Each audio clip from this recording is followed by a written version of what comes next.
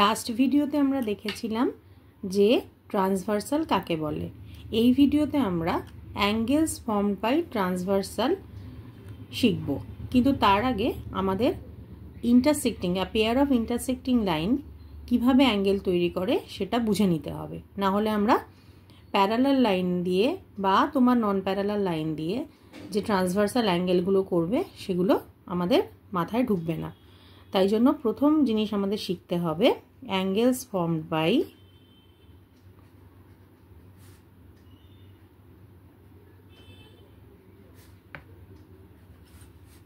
a pair of intersecting lines.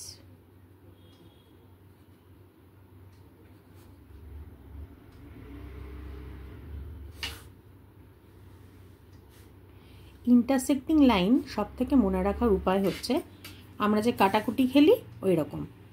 তো যদি কোনো সময় ক্রস, সেটা এরকম ক্রসও হতে পারে, এরকম ক্রসও হতে পারে, ধরো তেরছাভাবে ক্রস হয়ে রয়েছে এরকমও হতে পারে।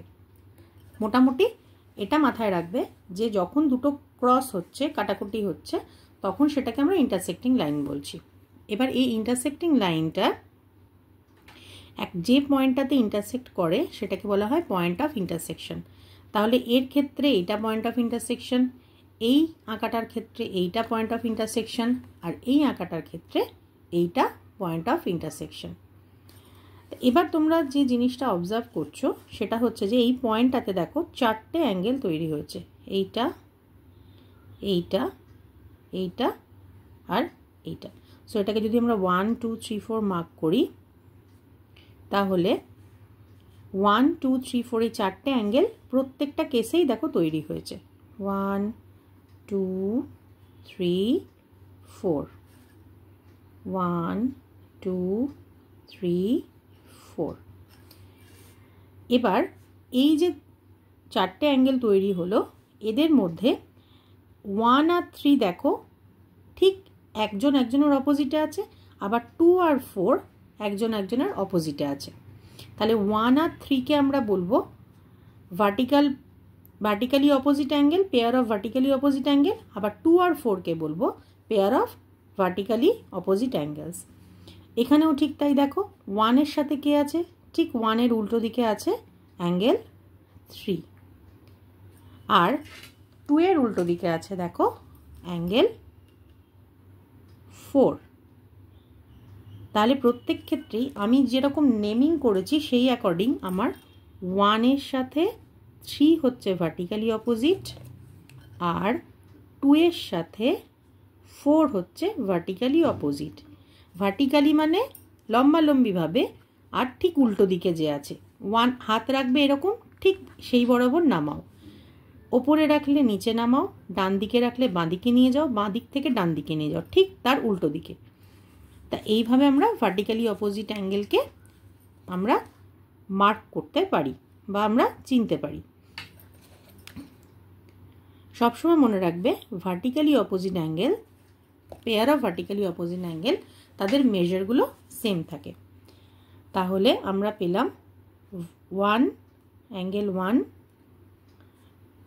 Equals to angle 3, angle 2 equals to angle 4। এরা কেন equal? Because they are vertically opposite angles. তাহলে যদি তোমাদের শুধু, এটা হচ্ছে রিলেশনশিপ, আর যদি তোমাদের শুধু বলে যে write down the pairs of vertically opposite angle, তখন লিখবে 1 এর সাথে 3কে আর 2 এর সাথে 4কে। এরা হচ্ছে pairs of vertically opposite angles, আর এদের ভ্যালু সবসময় সমান হয়। তাই প্রথম স্টেজে আমরা লিখেছি ইকুয়ালিটি দিয়ে, আর পরের স্টেজে লিখলাম শুধু পেয়ার করে করে, এদের পেয়ার করে রাখলাম। তাহলে এটা 1 নম্বর হলো। 2 নম্বর আরেকটা জিনিস যেটা তোমাদের জানতে হবে সেটা হচ্ছে লিনিয়ার পেয়ার। তাহলে প্রথমটা আমরা শিখলাম হচ্ছে ভার্টিক্যালি অপোজিট অ্যাঙ্গেলস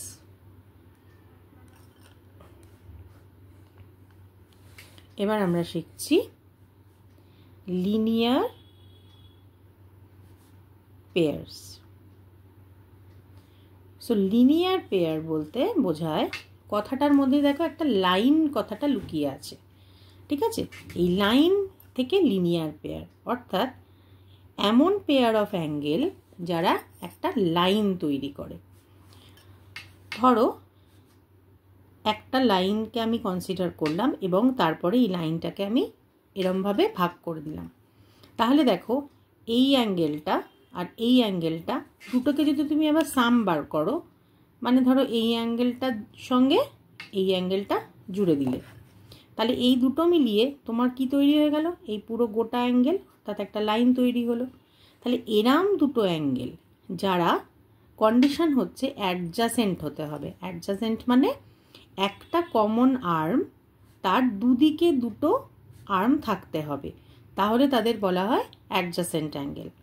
তাহলে আমি যদি এখানে অ্যাঙ্গেল 1 আর অ্যাঙ্গেল 2 মার্ক করি, আর এই অ্যাঙ্গেলের লাইনটাকে যদি আমি বলি এ বি, আর এই অ্যাঙ্গেলের যে আর্ম সেটাকে বললাম ও বি, তাহলে আমি দেখতে পাচ্ছি যে angle A O B and angle, sorry এটা সি হবে, এটা সি করে দিচ্ছি, হ্যাঁ, angle A O B and angle C O B,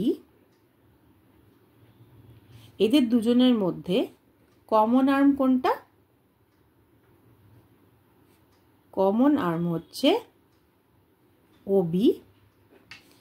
আর কি আমি দেখলাম যে ওবির দুদিকে দুজনে আছে, তাহলে two angles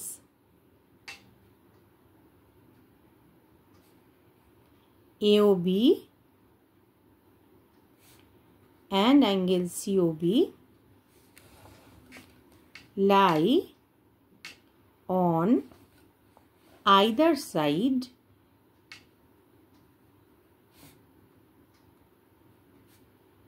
of the common arm.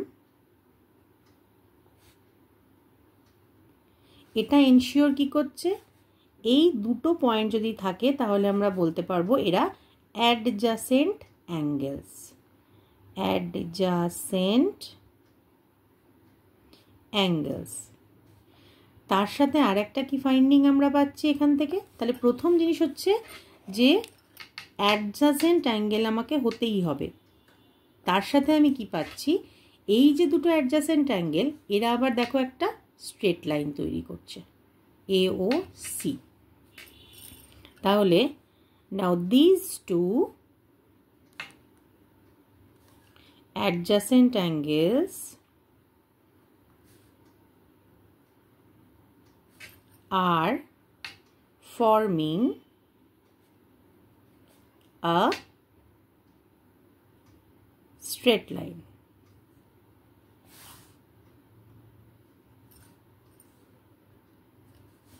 Hence, these two angles, but they are called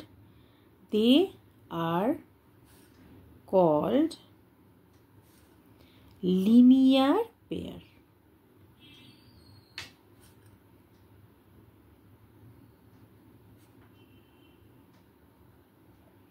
তাহলে লিনিয়ার পেয়ার হবার কন্ডিশন কি? প্রথম কথা হচ্ছে অ্যাডজাসেন্ট হতে হবে, আর দ্বিতীয় কথা হচ্ছে দুটো মিলিয়ে স্ট্রেট লাইন তৈরি করতে হবে। ম্যাথামেটিক্যালি যদি আমি বলি তাহলে ব্যাপারটা কি দাঁড়াবে? Angle 1 plus angle 2 must be equals to 180 degree. implies angle AOB plus angle COB equals to 180 degree. এখানে একটা মজার জিনিস তোমাদের সাথে শেয়ার করি, সেটা হচ্ছে যে এই যে দুটো অ্যাঙ্গেলের সাম 180 ডিগ্রি, এটা তোমরা আর এক জায়গায় পড়েছো, এরা আবার সাপ্লিমেন্টারিও বটে। তার মানে all linear pairs are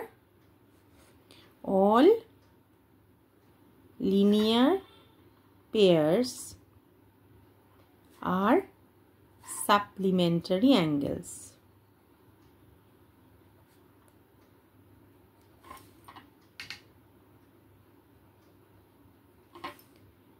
কিন্তু সব সাপ্লিমেন্টারি অ্যাঙ্গেল কিন্তু লিনিয়ার পেয়ার নয়। But the reverse is not true. But the reverse is not true. Why?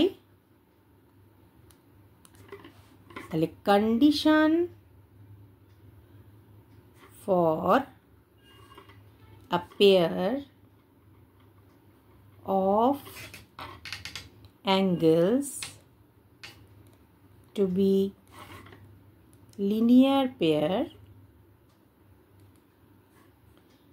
are এক নম্বর হচ্ছে তাদের অ্যাডজাসেন্ট হতে হবে, অ্যাডজাসেন্ট। আর 2 নম্বর হচ্ছে একটা লাইন ফর্ম করতে হবে, form a line or form a straight angle। কারণ তোমরা জানো স্ট্রেট অ্যাঙ্গেল মানে স্ট্রেট লাইন, স্ট্রেট অ্যাঙ্গেল। তাহলে বেশ মজার ব্যাপার হলো না, যে তুমি সাপ্লিমেন্টারি হলেই কিন্তু লিনিয়ার পেয়ার হবে না। লিনিয়ার পেয়ার হতে গেলে তোমার এই দুটো কন্ডিশন অ্যাডজাসেন্ট হতে হবে এবং তারা একটা লাইন ফর্ম করবে, এইটা তোমায় মাথায় রাখতে হবে। ঠিক আছে, তাহলে এই হলো তোমাদের দুরকম তোমার অ্যাঙ্গেল। একটা হচ্ছে অ্যাডজাসেন্ট অ্যাঙ্গেল, যেটা তোমরা এখন মানে অ্যাডজাসেন্ট না, ভার্টিক্যালি অপোজিট অ্যাঙ্গেলের পেয়ার তোমরা পেলে। আর একটা হচ্ছে এমন অ্যাডজাসেন্ট অ্যাঙ্গেল যেটা কিনা লিনিয়ার পেয়ার হচ্ছে। দেখো এটাও কিন্তু ইন্টারসেক্টিং লাইন, আমরা এটাকে যদি এক্সটেন্ড করে দিই তাহলে এটা ইন্টারসেক্টিং পাবো, কিন্তু আমরা কনসেন্ট্রেট করেছি লাইনগুলোর ওপরে। তাহলে এই যে আঁকাটার মধ্যে একটা মজার জিনিস খেয়াল করো, এই আঁকাটার মধ্যে তোমরা যে কোনো একটা লাইন কনসিডার করো, ধরো এই লাইনটা আমি কনসিডার করলাম, তাহলে এখানে 1 আর 2 লিনিয়ার পেয়ার। যদি এই লাইনটার এই পার্টটা কনসিডার করি তাহলে 2 আর 3 লিনিয়ার পেয়ার। আবার এই লাইনটারই যদি আমি এই দিকটা কনসিডার করি তাহলে দেখো 3 আর 4 লিনিয়ার পেয়ার। আবার এই লাইনটারই যদি আমি এই দিকটা কনসিডার করি 1 আর 4 লিনিয়ার পেয়ার। তাহলে এটাকে আমি যদি লিখি, আমি সুন্দর করে এখানটা লিখে দিচ্ছি, সেটা হচ্ছে যদি একটা ইন্টারসেক্টিং লাইন আমি কনসিডার করি তাহলে দেখো 1 এর সাথে 2 কে লিনিয়ার বলতে পারি, এটা 1 2 3 আর 4 কে রাখছি। তাহলে যখন আমি এবি লাইনকে কনসিডার করছি, এবি কে যদি কনসিডার করি তাহলে তুমি এবির ডান দিকে থাকছে 1 2, মানে এই পোর্শনটায় থাকছে 1 আর 2, এটা এবি। আর এদিকে থাকছে 3 আর 4। তাহলে দুটো লিনিয়ার পেয়ার পাচ্ছি। কি কি?